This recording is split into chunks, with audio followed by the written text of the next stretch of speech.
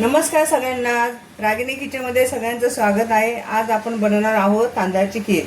तांदळाची खीर बनवण्यासाठी साहित्य पहा। अर्धी वाटी तांदूळ घेतलेले आहेत, हे अर्धा तास भिजत ठेवले होते मी। हे ड्रायफ्रूट आहेत, सुकं खोबरं आहे, आवडीनुसार तुम्ही साखर टाकू शकता। हे वेलची पूड आहे आणि हे केशर आहे, भिजत ठेवले मी। आणि दूध आहे।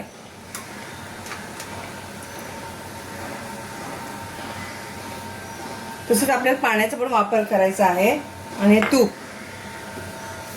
चला तर आपण सुरुवात करूया।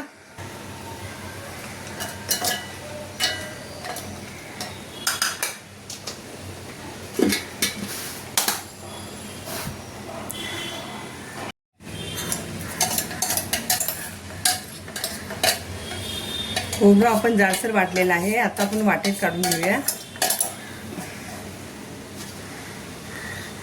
याच भांड्यामध्ये आपण तांदूळ पण वाटून घेऊया।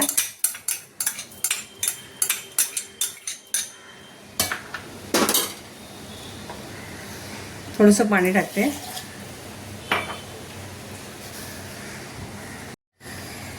आपले तांदूळ पण वाटून झालेले आहेत।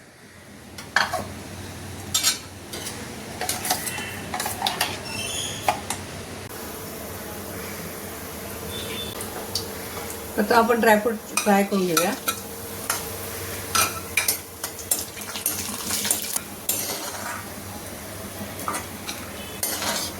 आता खोबरं थोडंसं फ्राय करूया।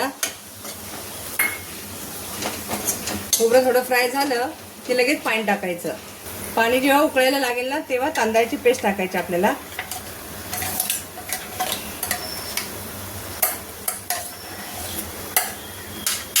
पाणी आपलं उकळेल आहे।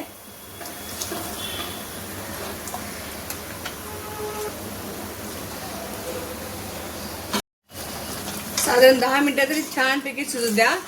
10 मिनिटांनंतर आपण दूध टाकूया।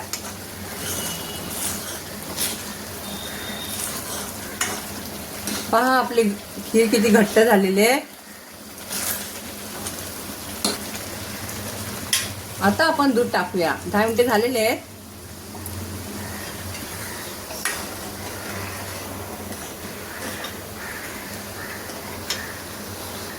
ड्रायफ्रूट टाकूया।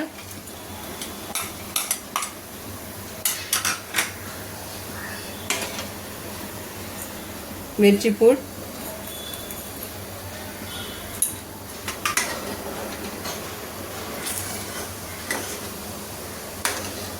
आणि हे केशरचं पाणी।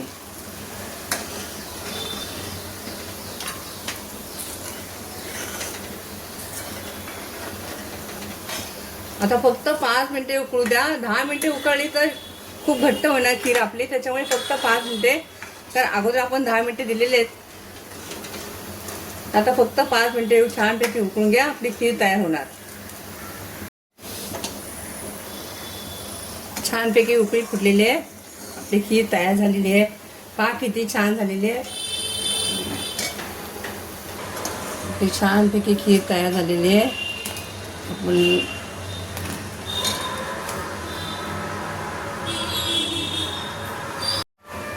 आता बाउलमध्ये काढूया।